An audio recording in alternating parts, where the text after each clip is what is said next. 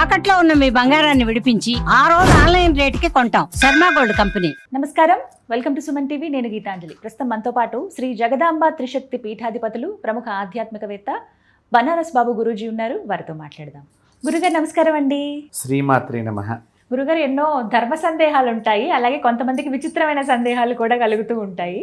అందులో భాగంగా ఎప్పుడైనా సరదాగా కూర్చున్నప్పుడు ఇలా మీలాంటి గురువులు ఎవరైనా వచ్చినప్పుడు అవి అప్పటికప్పుడు పుట్టి అడుగుతూ ఉంటాం అనమాట. అలా చిన్నప్పటి నుంచి వినేదే విచిత్రంగా అనిపించేది, అసలు అవి ఎలా ఉంటాయి అబ్బా అనిపించేది లంక బిందెలు.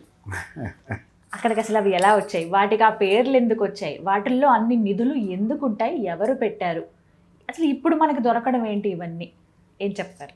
ఈ లంకిడి బిందెలు అనేటువంటి విషయం ఇది ఈ దేశంలో కంటిన్యూషన్గా నడిచేటువంటి వ్యవహారం. ఏదో ఒక వార్త ఎక్కడో దగ్గర వస్తుంటుంది, ఎక్కడో ఒక చోట ఎలాగైనా వస్తుంది. ఇవి సహజంగా భూమి లోపల దొరికేటువంటి నిధి నిక్షేపాల కింద మనం భావన చేయవచ్చు. అయితే ఈ లంకిడి బిందెలు అనేటువంటి కానివ్వండి, లేకపోతే ఏదైనా నిధి ఉంది భూమిలో అని కానివ్వండి, మనం ఆలోచన చేస్తే కొన్ని యుగాలకు ముందర, అంటే ఇప్పుడు కృతయుగము, త్రేతాయుగము, ద్వాపర యుగము ఇత్యాది యుగాలలో మారినప్పుడల్లా అప్పటి మనుషులు, అప్పటి వాళ్ళు అంతా కూడా సామ్రాజ్యాలు పతనము ఇవన్నీ అవుతూ ఉంటాయి కదమ్మా. ఈ అనేక యుగాల్లో ప్రమాదాలకు లోనైనప్పుడు అది ఏ దేశమన్నా కావచ్చు, ఒక భారతదేశమే కాదు, ఏ దేశంలో అయినా కూడా జరిగినప్పుడు అప్పుడు కొన్ని బంగారపు వస్తువులు కానీ వాళ్ళు దాచుకునేవి ఏమన్నా ఉంటే కనుక, ఇప్పుడు మనమే బీరువాలో దాచామనుకోండి, ఏదో ప్రమాదం లోనైంది, ఆ బీరువా భూమి లోపలికి వెళ్ళిపోయింది, ఎప్పటికో ఎవరికో అది దొరకవచ్చు. ఇలా దొరికేటువంటి వాటన్నిటిని కూడా మీరు అన్నట్టుగా లంకిడి బిందెలు నిధి నిక్షేపాల కింద మనం చూడాలి. ఆ కోణంగా ఇది ఒక కోణం. ప్రమాదాల రీత్యా భూమి లోపలికి వెళ్ళిపోయి అలా ఉండిపోవటం, అది తర్వాత కొంతకాలానికి ఎవరికో దొరకటం. రెండవది, రాజులు కానీ వ్యాపారం చేసేటువంటి సంస్థలు నడిపేటువంటి వారు కానీ, లేదా కొంతమంది ఏదైనా యాత్రలకు వెళ్ళినప్పుడు, అంటే అప్పట్లో ప్రయాణ సౌకర్యాలు ఇప్పుడున్నట్టుగా లేవు కదమ్మా. తర్వాత కాశీకి పోయేస్తే కాటికి పోయేసినట్టు అనేవాళ్ళు అప్పట్లో. అవునండి, మళ్ళీ తిరిగి వస్తారో రారో తెలియదు అన్నట్టుగా. సో ఇలాగా వీళ్ళు ప్రయాణం చేసేటప్పుడు ఏం చేసేవాళ్ళంటే, అప్పట్లో మనకి మరచెంబులతో మంచిని తాగేవాళ్ళం. ఇప్పుడు ఏదో ప్లాస్టిక్ డబ్బాలు పెట్టుకుని తాగుతున్నాం, కానీ పూర్వం మరచెంబుల్లో నీళ్లు ఉండేవి మనకి. అంతేకాకుండా మనకి కుండల్లో మంచిని పట్టుకెళ్ళేవాళ్ళం. మీరు బాగా గమనిస్తే దానికి ఒక తాడు కట్టి ఇలా పట్టుకుంటూ ప్రయాణం చేయటం ఇలాంటివి. ఇలాగే ధనం దాచుకునేది కూడా ఈ మరచెంబుల్లోనూ ఈ కుండల్లోనూ దాచేవాళ్ళు ప్రయాణ సందర్భాలలో. ఎందుకంటే చాలామంది దొంగల్ని భ్రమింప చేయటానికి, మరచెంబు అంటే దీనిలో వాటర్ ఉంది కదా, డబ్బులు లేవు కదా అని వాడి దృష్టిని మార్చడానికి ఈ మరచెంబులు కానీ, చిన్న చిన్న బిందెలు, అన్నం దానిలో అట్లాంటివన్నీ పెట్టుకుంటానికి కానీ, మీకు గుడ్డతో మనం ఊరగాయ పచ్చళ్ళు పెట్టినప్పుడు కూడా కొంతమంది పచ్చడి జాడీకి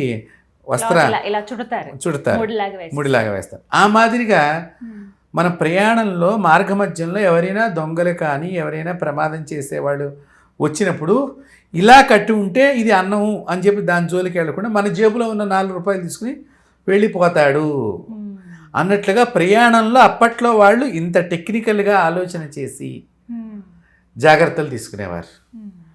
ఇలాగా తీసుకున్న దానిలో వారు ఒక్కొక్క సందర్భంలో ఎక్కడైనా 4-5 రోజులు ఉండిపోవాల్సి వచ్చినప్పుడు ఇవి మాట్లాడితే అందరి ముందర తీస్తూ ఉంటే ఎవరైనా ఉంటుందని చెప్పి ఏదైనా ఒక చెట్టుకి జ్ఞాపకంగా పెట్టుకుని ఆ చెట్టు కింద పాతేస్తూ ఉండేవాళ్ళు ఆ 4 రోజులు ఉండేటప్పుడు. ఇవి ఎక్కువ మోతాదుల్లో పట్టుకెళ్ళేవాళ్ళమ్మ.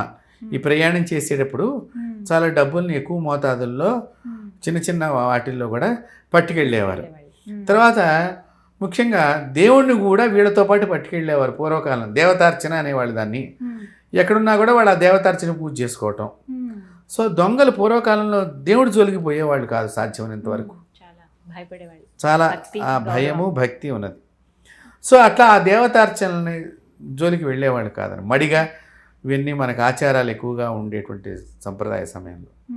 సో ఇట్లాగా కొంచెం ఈ మరచెంబులు కొనుక్కోలేని వాళ్ళు మట్టి బిందెలు లాంటివి, మట్టి కూజాలు లాంటి వాటిల్లో ఈ నీళ్లు పట్టుకెడతారు. దానిలోనే వీళ్ళు డబ్బులు పెట్టుకుని వెళ్ళి అక్కడక్కడ ఇవి పాతేశారు ప్రయాణ సందర్భంలో. సో వీడు వెళ్ళేటప్పుడే ఎటించి పెడుతున్నాం, ఏ ఊరి నుంచి పెడుతున్నాం అన్నీ కూడా ప్లాన్ చేసుకుంటూ, అంటే వీళ్ళు వెళ్ళేటూ ప్లాన్ చేసేవాళ్ళు. ఎక్కడి నుంచి ఎన్ని క్రోసుల దూరం ఉన్నది, ఎన్ని అడుగుల దూరం ఉన్నది, ఎన్ని గజాల దూరంలో ఉన్నది, ప్లస్ అక్కడ చెట్లకు కూడా మార్క్ చేసేవాళ్ళు కొన్ని రకాలైనటువంటి గుర్తులు. ఈ మార్కులు చేసుకుని ఈ చెట్ల మధ్యలో ఇంత దూరంలో ఈ చెట్టుకి ఈ కోణంగా అన్నట్టుగా ఆ మరచెంబుని కానీ ఆ మట్టి కూజాని కానీ అక్కడ పాతేసి తిరుగు ప్రయాణంలో ఏమన్నా అవసరం అవుతాయి కదా, మళ్ళీ అప్పుడు కూడా కావాలి కదా. సో రెండింటినీ ఇక్కడి నుంచే ట్రావెల్ చేసుకునేవాళ్ళు. మన వీక్షకులకి మనం ఇది చెప్పవలేదనుకోండి, ఇన్నెందుకు పట్టుకెడతాడు, కావాల్సిందే పట్టుకెళ్ళచ్చుగా మళ్ళీ ఒక ఈ తిరుగు ప్రయాణానికి కూడా కావాల్సినవి కొన్ని పట్టుకెళ్ళినప్పుడు వచ్చేటప్పుడు ఇవి కలెక్ట్ చేసుకుంటూ రావటానికి అన్నమాట. ఒక్కొక్కసారి వీళ్ళు రావటంలో ప్రయాణం ఆలస్యం అవ్వచ్చు, లేదా మరణించవచ్చు, లేదా వాళ్ళు రూటు మార్చుకుని రావచ్చు వేరే వాళ్ళు కలిసినప్పుడు. అప్పుడు ఈ ప్రయాణంలో మళ్ళీ అంత దూరం వెళ్ళాలి అనే ఉద్దేశంగా పోన్లే ఏదో ఎప్పటికీ మనం వెళ్ళినప్పుడు తెచ్చుకుందాంలే అన్నట్లుగా వదిలేసేవాడు కొంతమంది. అలా రాజులు కూడా ఈ దేశం నుంచి వేరే దేశానికి రాజ్యానికి వెళ్ళేటప్పుడు కూడా ధనాన్ని వాళ్ళ దగ్గర ఎక్కువ ఉంచుకోవటం మంచిది కాదని చెప్పి ఇలాగ దాచిన సందర్భాలు ఉన్నాయి. మీకు రాజులు వెళ్ళే సమయంలో పెద్ద పెద్ద భోషాణం అని అంటారు మన పూర్వీకులు.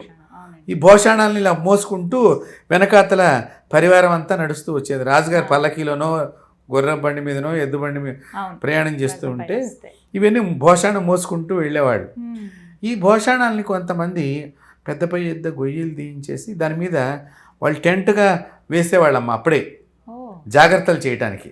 అంటే దానిలో ఎవరో ఉన్నారనుకునేటట్టుగా. సో ఆ గొయ్యి తీసేసి దాని కింద పెట్టి మళ్ళీ ఆ మట్టిని అంతా పోసేసి కప్పేసి తర్వాత టెంట్ పీకేసి వెళ్ళిపోయేవాళ్ళు. వచ్చేటప్పుడు అక్కడ ఒక చెట్టు పెట్టేవాడు కొంతమంది. వెళ్ళేటప్పుడే దాని మీద ఒక చెట్టు పెట్టేసి ఏదో చెట్టు పెట్టారు ఆయన గుర్తుగా అని చెప్పి అనుకునేటట్టుగా భ్రమించాలని చెప్పి. సో ఇలాగా కొన్ని పాతేసినటువంటివి. సహజంగా పూర్వకాలంలో ఏంటంటే మనకి ఇలా ఈ తాళాలు, సేఫ్టీ ప్రికాషన్స్ ఎంత చేసినా దొంగలకి ఏదో రకంగా దొంగతనాలు జరుగుతాయి. మన ఇళ్లల్లో కూడా అప్పట్లో ఈ మట్టి కుండల్లో మన ఇళ్లలో పెరట్లో కూడా చెట్లలో డబ్బులు దాచుకున్నటువంటి వాళ్ళు. అంటే బీరవాళ్ళు లేవు కదమ్మా అప్పట్లో, ఇవే కదా ఏదన్నా జాగ్రత్త చేసుకున్నా. మీరు బాగా గమనించండి, ఇప్పుడంటే మనకి ఫ్రిడ్జ్ అవన్నీ వచ్చినాయి పాలు పెరుగు దాచుకోవడానికి. పూర్వీకులు అలా కాదు, ఉట్టి కట్టి పెరుగు పాలు అన్నీ ఉట్టి మీద పెట్టేవాళ్ళు. పళ్ళు కూడా హ్యాంగ్ చేస్తూ ఉండేవాళ్ళు. మీరు గమనించారో లేదో. ఇవన్నీ పాత పద్ధతులు, ఇప్పుడు అవన్నీ కొత్తగా ఫ్యాషన్గా అవుతున్నాయి. ఇలాంటివి దాయటం మూలకంగా వాళ్ళు ఈ భూమిలో దాచుకుని అవసరం పడ్డప్పుడు ఏదో రకంగా దాన్ని అక్కడ కట్టెలు మోపి పెట్టేవాళ్ళు. ఇళ్ళ దగ్గర కూడా దాని మీద మనం కట్టెలతోనే వంట చేసుకునేవాళ్ళం. సో పుల్లలు తెచ్చినవన్నీ అంటే ఆ గుంత తవ్వింది ఎవరికి కనిపించకుండా ఉండడానికి ఈ పుల్లలన్నీ దాని మీద పెడితే గమనించకుండా ఈ పుల్లల మోపులు ఇలాగా. తర్వాత పెంటకుప్పకి దగ్గరగా పెట్టేవాళ్ళు. అంటే పెంటకుప్ప దగ్గరికి అందరూ వెళ్ళరు కదా. పెంటకుప్ప అని ఎందుకుంటున్నామంటే ఆవు పేడ, ఇళ్లలో గేదె పేడ, ఈ కుప్ప ఇంట్లో కసి దానికి దగ్గరగా పెట్టుకుని మార్చేసి పెట్టేవాళ్ళు అనమాట. అంటే మనుషుల్ని డైవర్ట్ చేయటం. అదే ఇప్పుడు ఇంకొక ఇందులో ఉన్న గురువు గారు, ఎక్కువ సంపద ఉంది అన్నప్పుడు లేకపోతే ఏదో ఉంది అని చెప్పడానికి నాగబంధం ఒకటి పెట్టడం కొన్ని చూస్తాం మనం. అవును. అక్కడ లంకి బిందెలే ఉంటాయా, లేకపోతే నిజంగా ఏదన్నా ప్రమాదం ఉంటేనే అలా నాగబంధాన్ని అలా పెడతారా ఏంటి? ఉదాహరణకు అందరికీ తెలిసిందే అనంత పద్మనాభ స్వామి. అవునవును. నేలమాళిగలు. అయితే వాటికి కారణం కూడా మీకు చెప్తాను. ఇలాగా ఇవన్నీ దాయిటాలు చిన్న చిన్న మనకి అక్కడక్కడ కొన్ని పొలాల్లో దొరికినాయండి, కొన్ని ఇళ్ళ దగ్గర దొరికినాయి అనే కారణాల్లో ఇవి ఒకటి ముఖ్యంగా ఈ లంకెడి బిందెల విషయంలో. ఇప్పుడు మీరు అన్నట్టుగా పద్మనాభ స్వామి టెంపుల్స్ ఇట్లాంటివన్నీ కూడా పూర్వం రాజులమ్మ దేవతల యొక్క ఆభరణాలన్నీ దాయటం, దేవతలకు బంగారం ఇచ్చేవారు, చేయించేవారు. మళ్ళీ ఎప్పుడైనా పండగ వస్తే కూడా చేయించడానికి ఒక్కొక్క రాజు ఒక్కొక్క టైంలో వారు ఒక గొలుసు ఇచ్చారు, వీరు ఒక గొలుసు ఇచ్చారు మనం చూస్తూ ఉంటాం. అలాగే వీళ్ళ వాళ్ళు వచ్చినప్పుడు కూడా వాళ్ళు ఎవరైనా ఇవ్వాలనుకున్నా కూడా స్వామివారి పేరు మీద కొంత బంగారం దాచేవారు. ఓకే. ఈ దాయటాన్ని ముఖ్యంగా వీళ్ళు ఇప్పుడు మీరు అన్నట్టుగా నాగబంధం, ఈ నాగబంధం అనేటువంటి ఒక ప్రక్రియ ఉన్నది. అదొక ప్రక్రియ మత్సంగా. ఇప్పుడు మీకేదో మనం టీవీలో చూపించినట్టుగానో అట్లా ఉండదు. ఇదంతా కూడా మంత్రబంధనాలతో ఉంటుంది, పూర్తిగా మంత్రబంధనతో ఉంటుంది. ఆ ప్రదేశంలోకి వెళ్ళంగానే మనకు ఒక కరెంట్ షాక్ కొట్టినట్టుగా అవుతుందమ్మా. అంటే బంధాల్లో కూడా రకరకాలు ఉన్నాయి. ఇప్పటికీ ఉన్నాయి, వేసేవాళ్ళు కొంతమంది బతికే ఉన్నారు కూడా, ఇలాంటి బంధనాలు వేసేవాళ్ళు. కట్లు అంటాం వీటిని తెలుగులో, కట్లు. ఒక ధనానికే కదమ్మా, దేవుడికి కూడా కట్లు వేసేవాళ్ళు ఉన్నారు. కొన్ని దేవాలయాలు కళగా ఉండవు, విగ్రహం చూస్తే పెద్దగా ఉంటుంది, దేవస్థానం చూస్తే పెద్దగా ఉంటుంది, కళగా ఉండవు. వీడి కట్లు వేస్తారు. దేవుడు అంటే దేవుడిని మాట్లాడనివ్వకుండా, దేవుడు వరాలు ఇవ్వకుండా, అంటే వీడికి పేరు వస్తోంది, ఇలా కట్లు వేసేవాళ్ళు కూడా ఉన్నారమ్మా. ఈ తెలంగాణ ప్రాంతంలో ఈ కట్లు వేసేవాళ్ళు కొంతమంది ఉండటం నేను గమనించాను. ఇలాంటి వాళ్ళు ఉన్నారు. అలాగే ఆంధ్ర ప్రాంతానికి వెళితే ఒంగోలు ప్రాంతంలో ఈ మంత్రగాళ్ళు ఎక్కువ మంది ఉన్నారు. మళ్ళీ విజయనగరంలో కూడా ఉన్నారు, గోదావరి జిల్లాలో కూడా అక్కడక్కడ ఉన్నారు ఈ మంత్రబంధనం వేసేటువంటి వాళ్ళు. వీళ్ళు మనకి కేరళ రాష్ట్రంలో కూడా ఈ మంత్రబంధనం వేసేవాళ్ళు, తమిళనాడులో కూడా ఉన్నారు, ప్రతి చోట ఉన్నారు. వారి వారి సంప్రదాయంలో వారి వారి బంధనాలు వేయటానికి. ఇది ఏదైనా కానీ దేవతా విద్య ఈ బంధనం అనేటువంటిది. ఈ బంధనం వేయటం మూలకంగా ఇప్పుడు ఇది ఎట్లా ఉన్నది అంటే మీకు అర్థం అవటానికి, ముందర యుగాల్లో ఎక్కడ జరిగింది ఇలాంటి బంధనం అంటే పద్మవ్యూహం చూడండి, అభిమన్యుడు పద్మవ్యూహం. అది కూడా ఒక రకమైన బంధనం. లోపలికి వచ్చిన మనిషిని బయటికి పోనివ్వకుండా లోపలనే చంపేశామనేది అదొక బంధనం. సో ఆ మాదిరిగా ఇప్పుడు మొన్న మనం యుద్ధం చేసాం పాకిస్తాన్ మీద, మన దగ్గర ఎన్నో రకాలైనటువంటి గొప్ప గొప్ప ఆయుధాలు, దాన్ని రిజెక్ట్ చేసి అవతల వాడు బాంబు వేస్తే ఇక్కడి నుంచి అది కనిపెట్టి దాన్ని రిజెక్ట్ చేసి ఇక్కడి నుంచి ఒక బాంబుని దాని మీదకి పంపించడము, ఇది కూడా ఒక బంధనమేగా. సో బంధనం లేదని అనే వాళ్ళకి నేను చెప్తున్నా సైంటిఫిక్గా, ఈ దేశం మీద యుద్ధం జరిగేటప్పుడు ఒక్కొక్క దేశం వాళ్ళు ఆ బాంబులు ఇక్కడ పడకుండా ఆ మధ్యలోనే ఆకాశంలోనే వాటిని పగలగొట్టేటట్టుగా ఈ దేశం మీదకి రాకుండా, మరి అది బంధనమే కదా. కాబట్టి ఈ బంధనం అంటే ఇట్లాంటి వాటిని బంధనాలని అంటాం. సో ఇప్పుడు సైన్స్ ఏమో ఈ విధంగా చూపిస్తోంది, మంత్ర ప్రకారంగా కట్లు వేయటము, బంధనాలు అనేటువంటిది దానికి ఒక పెద్ద ప్రాసెస్ ఉంది. ఎక్కువ సంపదను దాచినప్పుడు ఇలా నాగబంధం వేసేవారు. ఈ నాగబంధనాన్ని వాళ్ళు ఎలా తీయాలి, తీసే విధానం కూడా వాళ్ళకి తెలుసు. బంధనం వేయటమే కాదమ్మా, తీసే విధానం. ఇప్పుడు చూడండి, మీకు దేవతా ప్రతిష్టల దగ్గర కానివ్వండి, ఏదైనా ఒక యజ్ఞం చేసినప్పుడు కానివ్వండి, మీరు కంకణానికి పూజ చేయిస్తారు. మీరు దీక్షా కంకణం అని అంటాం. ఈ దీక్ష చేతికి కడతారు. ఈ ఎన్ని రోజులు యాగం జరుగుతోంది, ఈ కంకణం తీయొద్దని అంటారు. అంటే ఇది నిన్ను రక్షించేటువంటి కంకణం. తర్వాత కంకణం తీసేటప్పుడు కలశ ఉద్వాసన అయిన తర్వాత ఈ కంకణానికి మంత్రం చెప్పి విసర్జన మంత్రం, అప్పుడు దాన్ని తీస్తున్నారు. మీరు బాగా గమనించుకోండి. సో దానికి వేయటం ఎలా ఉన్నదో తీయటం కూడా అలాగే ఉంటుంది. వారు దానిలో సిద్ధహస్తులు అయితేనే ఇట్లాంటి ప్రయోగాలు చేయటం ఉంటుంది. కొంతమంది వెయ్యగలరు, మళ్ళీ తీయలేరు. అది తీయలేరు అంటారండి, నిజం. అలా కూడా ఉంటుంది. అంటే ఇప్పుడు జనరేషన్లో చాలా మార్పులు వచ్చినాయి, మనం చూస్తున్నాము. మీకున్న బలం మీ పిల్లలకు లేదు, మీ పిల్లలకు ఉన్న బలం మీ వాళ్ళకి లేదు. మీకంటే మీ అమ్మగారు బలంగా ఉండేవారు, మీ అమ్మగారి కంటే మీ అమ్మమ్మ గారు బలంగా ఉండేవారు. అంటే ఏంటి, శారీరకంగానే మనిషిలో ఇంత వ్యత్యాసం ఉందంటే మెదడు తెలివితేటల్లో వాళ్ళు మాకు చిన్నప్పుడు చదువుకునేటప్పుడు ఎక్కాలు అప్పచెప్పండి అంటే పైనుంచి కిందకి, కింద నుంచి పైకి ఎక్కాలు అప్పచెప్పించేవాళ్ళు. అంటే అలా గుర్తుపెట్టుకుంటాం. ఇప్పుడు వేద పాఠశాలలో చూడండి, వాళ్ళు 8 ఏళ్ళు చదువుతారు అక్కడ వేద పాఠశాలలో, లేకపోతే 2.5 సంవత్సరాలు చదివే కోర్సు ఒకటి ఉన్నది. ఆ 2.5 సంవత్సరాలు చదివింది జీవితాంతం వాళ్ళకి గుర్తుంటుంది. అంటే మెదడుకి ఆ చైతన్య శక్తి ద్వారా ఆ మెదడులో, మస్తిష్కంలో ఆ మంత్రాలలాగా ఒక చిప్ కార్డులో దాచేసేటట్టుగా ట్రైనింగ్. కాబట్టి ఇది కూడా ఒక బంధనాన్ని తీసేయటము, ఒక బంధనం వేయటము అనేటువంటి దానిలో. ఇలాంటి వాటికి మనం పూర్వకాలంలో వేసేవాళ్ళు. ఒక దేవాలయాలకే కాదు, ఇంకా చెప్పాలి అంటే రాజుగారి కోట రక్షణకు కూడా కొన్ని బంధనాలు వేసేవారు, కొన్ని మంత్రబంధనాలు. సర్పబంధనాలు, అగ్నిబంధనం ఉన్నది. అగ్ని ద్వారా ఒక బంధనం, నీటి బంధనం ఒకటి ఉండేది, నీటి ద్వారా బంధనం, మళ్ళీ సర్పబంధం. అప్పుడేంటంటే వాళ్ళకి పాముల్లాగా అవి కనిపిస్తూ ఉంటుంది అక్కడ. సో భయం చేత ఆ ప్రదేశానికి వెళ్ళలేడు ఉండటానికి అక్కడ. ఇది మనకి ఈ బంధనం ఎక్కడ కనిపిస్తుంది అంటే పాండవులు వనవాసం ఒకటి అజ్ఞాతవాసం చేయాల్సి వాళ్ళకి శాపం అంటే వారి ఆ ప్రమాదాన్ని పొందినప్పుడు వీళ్ళ ఆయుధాలన్నీ కూడా జమ్మి చెట్టు మీద పెట్టినప్పుడు దానికి మంత్రం వేసి వస్తారు వీళ్ళు. ఎవరు చూసినా కూడా దాని మీద పాములు కనిపించేటట్టుగా అసలు ఆయుధాలు ఉన్నట్టుగా కనిపించవు, వీళ్ళకి మాత్రమే అది ఆయుధంగా కనిపిస్తుంది. అది కూడా ఒక బంధనం. కాబట్టి ఇట్లా ఆయుధాలని బంధనం చేయటం, మనుషుల్ని బంధనం చేయటం. మీరు గమనిస్తే నేను చాలా ఇట్లాంటి వాళ్ళతో నేను గమనించడం చూశాను. ఒకసారి ఒంగోలు ప్రాంతం, మనకి యద్దంకి ఈ ప్రాంతంలోనమ్మా, గుంటూరు దగ్గర నుంచి ఈ ఒంగోలు మధ్యలో ఒక అతను ఇలా అంటూ ఉంటాడు చుట్టానికి. ఏదో సంగీతం సామవేదం పాడుతున్నాడు అన్నట్టుగా ఉంటుంది. వీడు ఇలా అన్నప్పుడు పవిటి కింద పడిపోతుంది, ఇలా అంటే పవిటి పైకి వస్తుంది.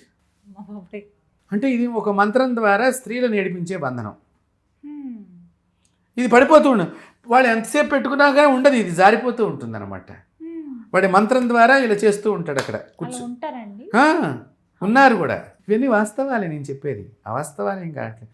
పూర్వంలో ఇంత మంత్రానికి చింతకాయలు రావటంగా కొన్ని చింతకాయలు కూడా రాలిపించే శక్తి కలిగిన వాళ్ళు ఉన్నారమ్మా. మన భారతీయులు మామూలు మనుషులు కాదు. భారతదేశం దేవతా నిలయం. దేవతల్ని కూడా వాళ్ళు, ఇక్కడ పుట్టినటువంటి ఋషులు దేవతలకు కూడా శాపాలు పెట్టారు. అంటే మరి ఇక్కడ ఈ భూమికి ఉన్న శక్తి, ఈ భూమికి ఉన్న గొప్పతనం, ఈ భూమిలో ఎంత విజ్ఞానం ఉన్నదో చూడండి.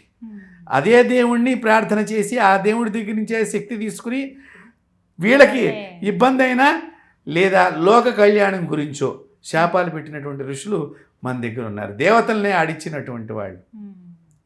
ఒక ఋషులే కదమ్మా, దేవతల్ని ఆడవాళ్ళు కూడా ఆడిచ్చారు అప్పట్లో.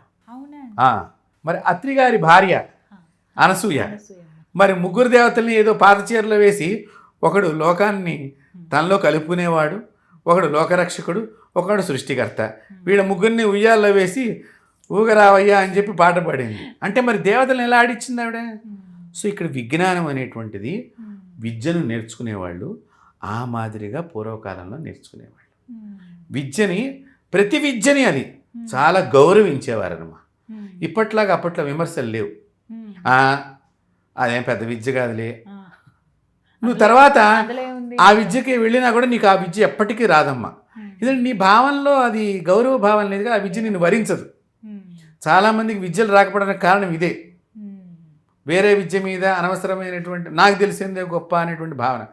అందుకని భారతీయులు ఎప్పుడు కూడా ప్రతి దాన్ని కూడా చెప్తుంటే వినేవాళ్ళు, ముందర విని దీనిలో ఎంతవరకు కరెక్ట్ ఉన్నది అని తెలుసుకునేవాళ్ళు అప్పట్లో వాళ్ళు. ఇప్పుడు మనకి వినే ఓపిక లేదు. మాట్లాడితే ఒక లాజిక్ కోటి, ఇది సైన్స్లో లేదు కాబట్టి లేదు. కాబట్టి ఇట్లాగా ఈ బంధనాలు వేసేటువంటి వాళ్ళు ఉన్నారు. తర్వాత అమ్మ ఇంకా చెప్తున్నా నేను, కొన్ని మంత్రబంధనాలు ఉన్నాయి మగవారికి. అంటే ఇప్పుడు మీరు స్త్రీ కాబట్టి నేను వారి యొక్క బొడ్డు కింద భాగం జారిపోయేటట్టుగా చేసే బంధనం ఒకటి ఉన్నది. ఎందుకంటే మీ ముందర నేను ఎక్కువ ప్రస్తావన చేయకూడదు కాబట్టి ఆ నరాలు కిందకి జారిపోతాయి. అలాంటి మంత్రాలు కూడా ఉన్నాయి శత్రువు మీద. అంతేకాకుండా ఒక రాయిని తీసుకుని మంత్రించి, ఒక రాయిని, ఇది ఎట్లా ఉండాలి, మన రోడ్డు మీద చిప్స్ లాంటి రాళ్ళు ఉన్నాయి కదమ్మా, దాన్ని కొంచెం పెద్ద సైజు ఉండాలి, కంకర, పెద్ద కంకర, దాన్ని తీసుకుని మంచిగా కడిగేసేయాలి. కడిగేసి దానికి ఏదో ఒక పూజ ఒక విధానం ఉన్నది. దాన్ని మంత్రించి మన శత్రువు ఇంటి మీద వేసి వచ్చామనుకోండి, ఇక వాడు పిచ్చోడు అయిపోతాడు ఇంట్లో ఉన్నవాడు. ఇలాంటి బంధనాలు చాలా ఉన్నాయి.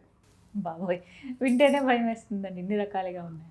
ఈ మధ్య కాలంలో మనకి ఈ అనంత పద్మనాభ స్వామి కేరళ విషయం తెలిసేసరికి నాగబంధనాలు అవి ఇవి అని, మన పూరి జగన్నాథంలో కూడా స్వామివారి రత్నాభరణాల విషయంలో కూడా బంధనాలు ఉన్నాయి అని చెప్పంటే, కారణం ఎందుకు తీయొద్దన్నారు అంటే వాటికి ఒక్కొక్కసారి బంధనం వేసేటప్పుడమ్మా అక్కడ ఉన్నటువంటి వారు సముద్రానికి ఇక్కడ ఉండేదానికి బంధనం కూడా పెడతారు.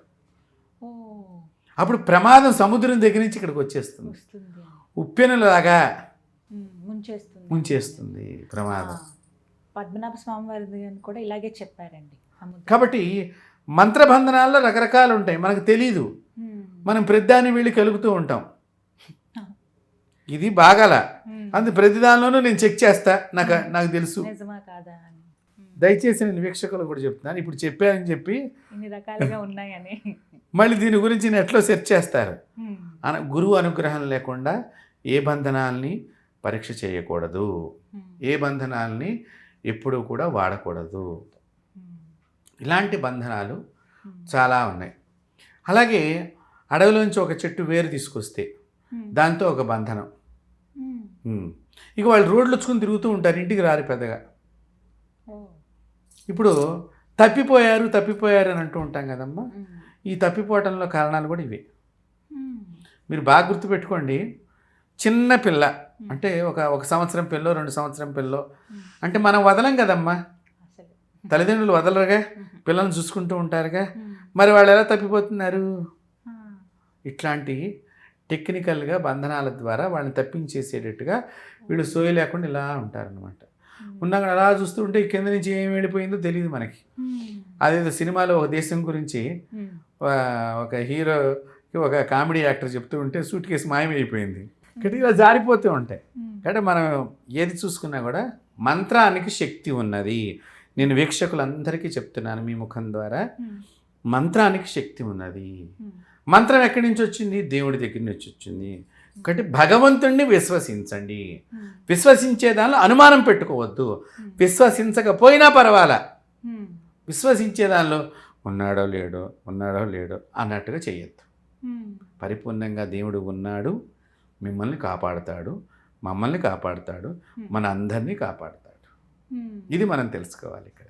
అంటే ఈ లంకిడి బిందెలకు కూడా పూర్వకాలం కొంతమంది చిన్న చిన్న చిట్కాల్లాగా వాళ్ళు వేసేవారు. అవి కొద్ది రోజుల పాటే ఉంటాయి ఆ బంధనాలన్నీ కూడా. అందుకని కొంతమంది ఎక్కడన్నా పొలం తవ్వినా, దేవాలయాల దగ్గరికి వెళ్ళినా ఏదో దొరికినాయండి అని అంటారు. అంతెందుకమ్మా, మన హైదరాబాద్లో కూడా చాలా చోట్ల తవ్వకాలు దొరుకుతాయి, వెళ్ళి చూస్తే మనకు కనిపిస్తాయి. ఒక్కొక్కసారి ఇవి వాటంతటికి అవి రావాలని కోరుకుంటాయి, ఒక్కొక్కసారి రావమ్మా ఇవి. మళ్ళీ విజయవాడలో కూడా ఒక అంటే దుర్గగుడికి దగ్గరగా మనకు అక్కడ కాళేశ్వరం మార్కెట్ అని ఉంటుందమ్మా. అక్కడ ఒకసారి ఒకరికి లంకిడి బిందెలు దొరికినాయిట.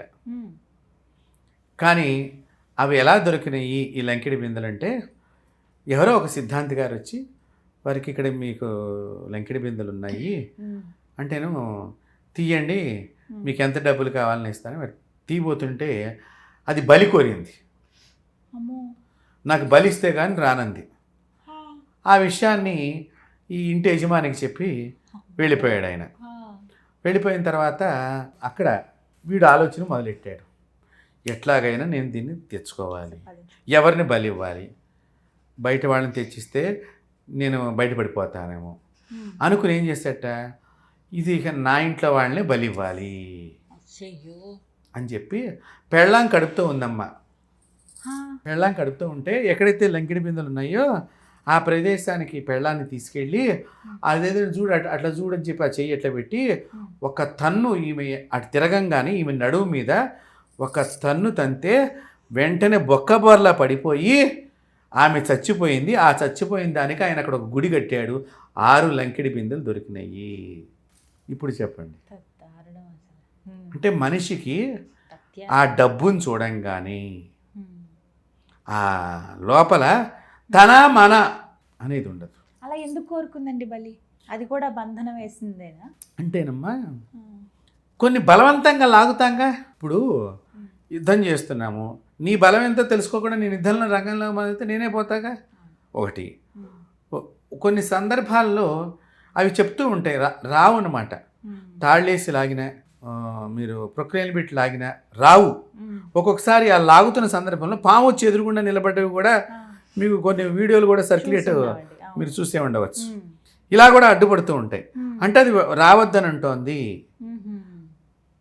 కాబట్టి అక్కడ ఏం చేయాలి? ఒకవేళ మనం మీ స్థలంలో ఉన్నది మీరు తీసుకోవాలి, ఏం చెయ్యాలి? తర్వాత ఇక్కడ ఇలాంటి ప్రదేశాల్లో యక్షిణీ బంధనం అని ఒకటి ఉంటుందమ్మా.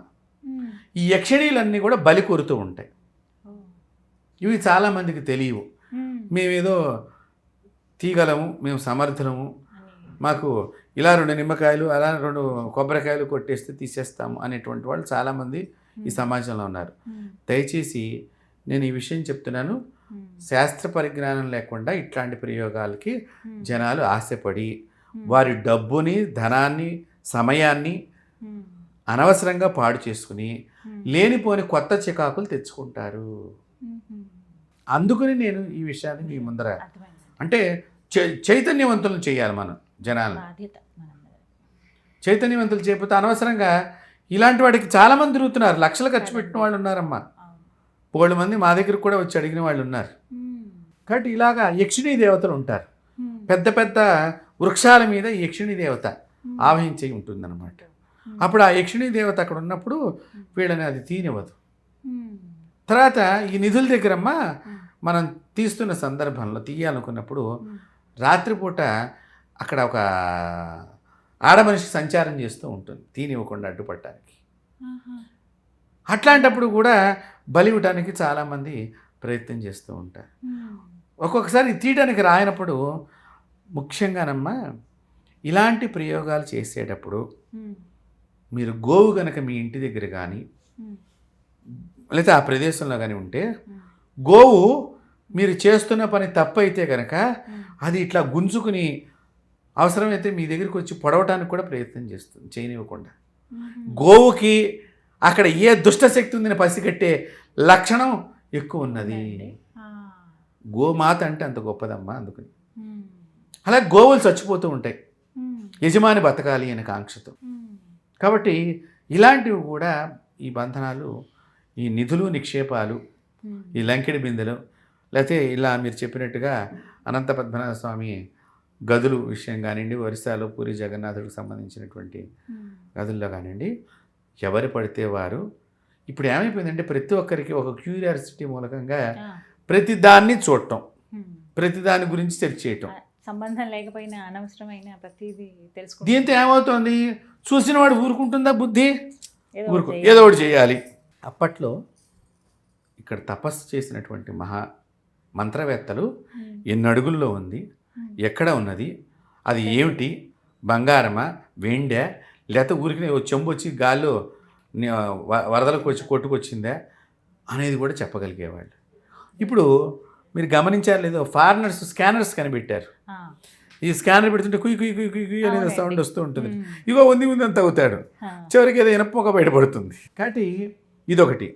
తర్వాత ఈ దేవాలయాలు మనకి వరదలు వచ్చి ఉప్పెన్లు వచ్చి భూమి లోపలికి వెళ్ళిపోయినప్పుడు ఆ మట్టి మేట వేసినప్పుడు ఈ శిఖరం ఉంటుంది కదమ్మా, గోపురం పైన కలశం ఉంటుంది. ఈ కలశం కూడా భూమిలోనే ఉంటుంది. వీడు స్కానింగ్ చేసినప్పుడు అది కూడా కుయ్ కుయ్ అనేది, ఇది ఎందుకంటే ఇతడితో సంబంధమైన మెటీరియల్ కదా, ఇంకేముంది నిధి ఉందని చెప్తారు. వాడు కంటికి కొంతమంది కనిపిస్తాయి ఈ మంత్ర ప్రభావం చేత. అయితే నన్ను చాలామంది కాంటాక్ట్ అవ్వటం జరిగింది. ఇలాంటి బాధలు పడేవాళ్ళు, రెండోది మేము తీస్తాం నిధి అని వాళ్ళకి దొరక్క వాళ్ళ అవస్థలు పడ్డవాళ్ళు. ఇది ఒక హిందువులే కాదమ్మా, ముస్లిమ్స్లో కూడా చాలా ఇలాంటివి తీసేవాళ్ళు ఉన్నారు. వాళ్ళలో కూడా విద్వత్తు ఉన్నదమ్మా, వాళ్ళు కూడా ఇట్లాంటివి చేయగలరు కూడా. కాబట్టి వాళ్ళకి సమస్య వచ్చినప్పుడు, తీవ్రమైన సమస్యలు వచ్చి బాధపడుతున్నప్పుడు మమ్మల్ని కాపాడండి గురువు గారిని నన్ను కాంటాక్ట్ అయిన వాళ్ళు కొంతమంది ఉన్నారు. ఇప్పుడు అమ్మవారిది ఏదో మంత్రించిన కుంకుమ ఇస్తే వాళ్ళకి ఆ సమస్యలు నేను చెప్తాను, ఇది మీరు అట్లాంటి వాటి జోలికి వెళ్ళమాకండి అని నేను చాలా సందర్భాలు చెప్పాను. ఒక్కొక్కసారి భూమి పైనే కనిపిస్తూ ఉంటుంది కానీ మనిషి తీయలేడు. మీకు ఇప్పుడు ఇదే భూమి లెవెల్ అనుకోండి, మీకు ఎదురుగుండా బింది సగం పైకి వచ్చి ఉంటుంది, కానీ ఇప్పటిదాకా తీయని వాళ్ళు చాలామంది ఉన్నారు, నేను చూసి వచ్చాను. ఖచ్చితంగా అందులో నిధులు ఉంటాయండి. ఉంటాయమ్మా. ఎందుకంటే ఇట్లా నిధులు దొరికినటువంటి వాళ్ళు కూడా కొంతమంది ఉన్నారు. మీకు దాని మీద పాత రూపాయి బిళ్ళలు అయితే అప్పట్లో ఉండేటువంటి సింబల్స్ అన్నీ కూడా మనకు కనిపిస్తూ ఉంటాయి. అయితే ఈ నిధి నిక్షేపాల జోలికి వెళ్ళినప్పుడు చాలా జాగ్రత్తగా ఉండాలి. ఇంట్లో మనుషులకు అనారోగ్యాలు వస్తాయి, చనిపోవటాలు కూడా జరగవచ్చు. అది ఏమిటో తెలియకుండా సరైనటువంటి వారిని సంప్రదించకుండా మనం ఇట్లాంటి వాటి జోలికి వెళ్లకుండా ఉండటం చాలా ముఖ్యం. కాబట్టి నిధులు మంత్రబంధనాలు అంటే ఈ విధంగా చాలా ఉంటాయి. చక్కగా వివరించారు గురుగారు. ధన్యవాదాలండి. అమ్మవారి ఆశీస్సులు.